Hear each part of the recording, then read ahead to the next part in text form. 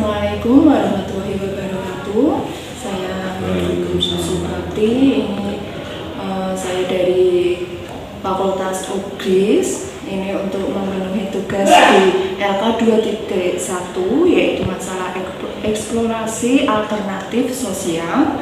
Hari ini saya bersama Pak Kusmanto. Selamat pagi, Pak. Selamat pagi. Pak Kusmanto ini selaku pengawas dubbing Ungaran Barat ya, Pak.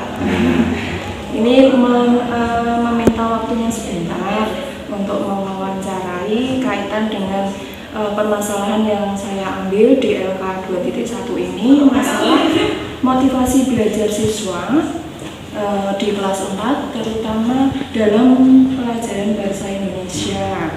Yang kedua itu masalah siswa kurang memahami materi perkalian. Nah, langsung saja nih Pak ke pertanyaan yang pertama. Ini menurut Bapak motivasi belajar anak itu apa? Jadi setiap anak itu kan punya motivasi yang berbeda. Jadi pada intinya bahwa motivasi itu kan keinginan, kemauan untuk belajar. Yang namanya kemauan itu bisa datang dari diri sendiri, bisa datang dari orang lain. Internal, ya, eksternal dan eksternal. Kalau dari orang lain itu bisa berasal dari keluarga, bisa berasal dari teman sejawat, dari siswa itu sendiri, kemudian bisa berasal dari guru itu sendiri. Sehingga dalam hal ini ya, tidak mesti motivasi itu adalah tumbuh dari pribadi anak didik itu sendiri. Ya, lebih banyak motivasinya kalau karena ini anak, ya mungkin bisa berasal dari orang tua, bisa berasal dari gurunya. Sehingga ketika mereka mendapatkan sebuah motivasi, kemudian dorongan dari siapapun, ya, itu pasti akan melakukan menindaklanjuti apa yang telah diperintahkan itu. Misalnya untuk belajar yang rajin, maka mereka insya Allah akan belajar yang rajin. Tetapi untuk perwujudannya ini tidak mungkin akan diwujudkan seorang diri, tidak mungkin. Jadi tetap ketika ada sebuah motivasi, tetap harus ada sebuah pengaruh dari lingkungan yang besar, lingkungan sekitar juga. Kemudian pertanyaan yang kedua, Pak, bagaimana cara kita untuk memberikan motivasi belajar pada siswa? Jadi untuk memberikan motivasi belajar pada siswa itu sebetulnya banyak hal yang bisa dilakukan oleh guru itu sendiri, oleh guru atau mungkin oleh teman sejawat, sama-sama peserta didik, oleh orang tua. Dan itu pasti akan berbeda-beda. Sebagai contoh, kalau misalnya sebagai seorang guru untuk memberikan motivasi pada peserta didik supaya mereka itu adalah rajin belajar, misalnya dengan memberikan sebuah rangsangan-rangsangan, atau misalnya dengan bisa dalam bentuk sebuah cerita. Dalam buah cerita itu juga bisa cerita yang menggambarkan misalnya kegagalan anak, akhirnya mereka bisa. Nah, anak itu akan mendengarkan gitu. Oh, kan.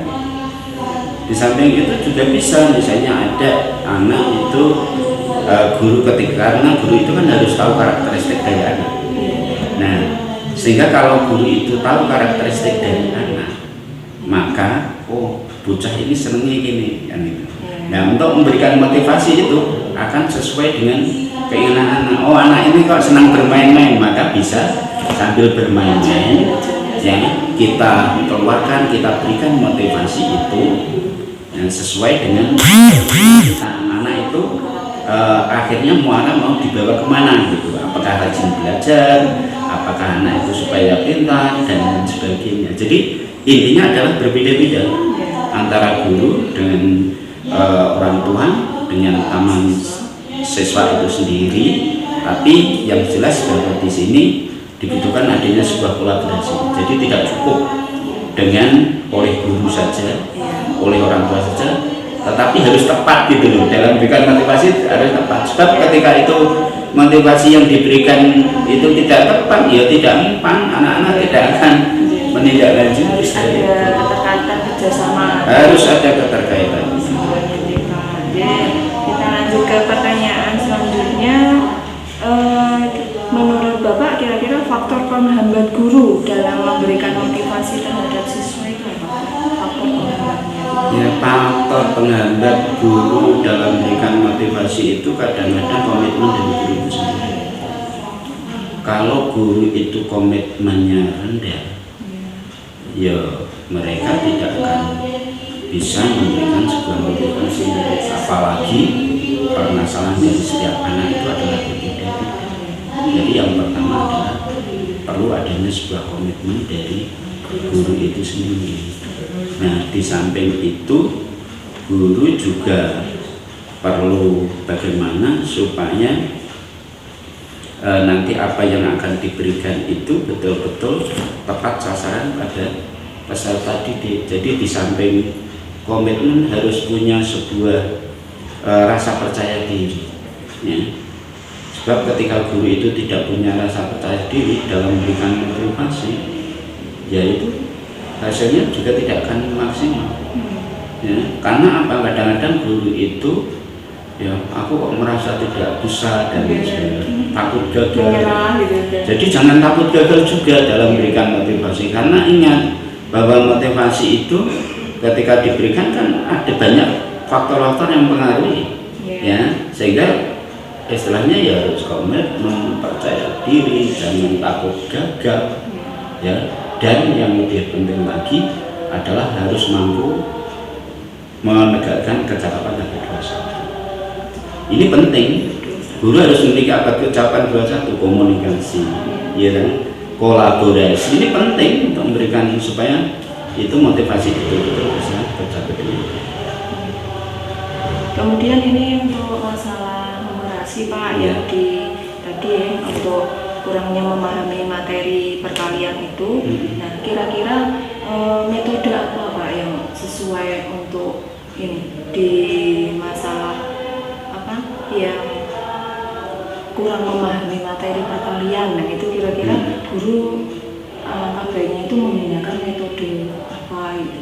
Ya, harusnya guru itu kan harus bukan hanya menguasai, tetapi juga harus memiliki teknik, punya sebuah strategi bagaimana supaya anak itu ketika diberikan konsep yang baru, misalnya saja tadi terkait dengan perkalian, tidak bisa guru itu hanya mengajarkan ini 2 kali 2 ada 4. Itu tidak bisa. Tapi bagaimana konsep itu bisa tertanam pada anak tanpa anak itu terbebani, tetapi anak itu termotivasi gitu. Nah, ini yang penting supaya apa? Begitu diberikan itu tidak mudah lupa. Nah, sehingga banyak hal yang bisa digunakan oleh guru, mungkin dengan teknik bermain. Kemudian guru juga harus menggunakan alat peraga yang sesuai, ya. Dan guru itu sendiri juga harus menguasai yang namanya konten dari matematika itu sendiri. Harus banyak belajar, ya. Harus banyak belajar, banyak mencoba. Tetapi di sini yang lebih penting adalah harus kontekstual, ya, harus kontekstual. Jadi guru itu kan kadang-kadang kan jarang mengajar itu dengan menggunakan media pembelajaran yang ada. Nah, ini padahal ketika menanamkan perkalian, kalau guru itu mau menggunakan media, baik itu media berbasis teknologi atau apa, lah itu anak itu akan cepat kok. Cepat untuk bisa mengerti. Sekarang kan guru itu bisa mengakses di internet, ya. Misalnya media-media apa yang bisa digunakan untuk membelajarkan perkalian. Tetapi anak itu dengan merasa senang, merasa nyaman, nah itu banyak sekali. Nah, sehingga di sini dibutuhkan adanya sebuah jadi pada intinya bahwa di sini guru ya harus menggunakan media belajar, bisa menggunakan permainan-permainan yang disenangi, ya, kemudian juga bisa menggunakan benda-benda yang ada di sekelilingnya. Nah ini adalah pemeriksaan. Kalau selain dengan media atau tadi metode yang sudah disebutkan oleh Pak Bos, apa kalau misalnya menggunakan metode jarimatika itu gimana Pak? Bisa. Ya bisa, kan di sini kan bisa banyak digunakan beberapa macam teknik. Yeah. Jadi jarimatika itu juga asalkan dengan catatan guru itu adalah mengetahui, menguasai gitu. Kalau tidak menguasai ya pasti tidak akan bisa berhasil. Maka dari itu guru itu harus ada usaha dulu, ada upaya dulu. Karena sekarang kalau kita lihat kan banyak yang anak-anak itu melalui jarimatika akhirnya mereka menjadi orang berprestasi. Ya tidak. Nah sayangnya guru itu tidak menguasai. Karena sekarang anak-anak kadang malah itu Pak kayak les di luar itu kan jarimatikanya. Iya. Sehingga guru itu jangan sampai ketinggalan gitu. Harus kaya akan strategi, metode, model pembelajaran, teknik, itu harus kaya. Sehingga permasalahan-permasalahan yang dihadapi di lapangan bisa teratasi bukan hanya mata pelajaran matematika saja, bukan hanya materi perkalian saja. Di semua masalah. Iya, jadi guru harus selalu optimis, kerja keras. Sekarang pertanyaan yang terakhir Bapak, untuk tadi kaitannya dengan rendahnya motivasi belajar siswa itu, kira-kira solusinya bagaimana Pak kalau ada anak yang motivasi belajarnya masih rendah? Jadi ketika guru itu mendapatkan anak yang motivasinya belajar rendah, maka guru harus segera mencari sebuah strategi yang tepat. Mencari sebuah strategi yang tepat supaya motivasinya itu adalah mengalami sebuah peningkatan. Nah, strategi apa supaya bisa itu nanti adalah tepat sasaran sehingga motivasi anak itu adalah berubah.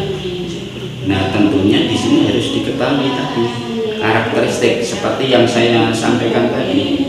Karakteristiknya itu apa, yang disukai anak itu apa, sehingga di sini panjenengan bukan hanya sekedar punya sebuah strategi itu saja tidak, tetapi betul-betul harus sesuai dengan karakteristik anak, sehingga motivasi yang rendah itu akhirnya akan berubah menjadi motivasi yang tinggi. Nah, caranya bagaimana? Misalnya siswa itu dilibatkan dalam sebuah perencanaan.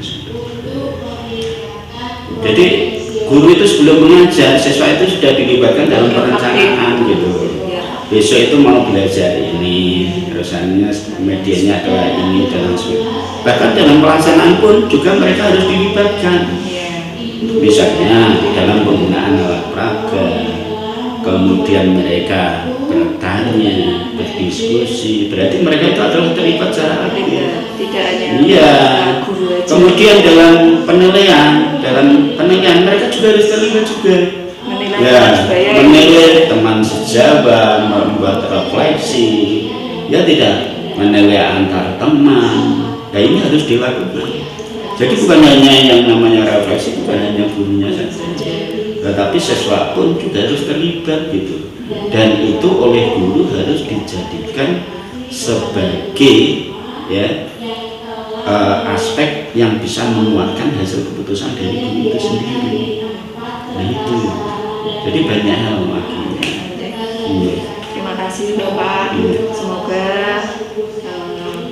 pengarahan dari Pak Kusmanto bisa bermanfaat buat saya dan mungkin bisa mengatasi masalah-masalah yang akan saya hadapi di lingkungan kelas saya.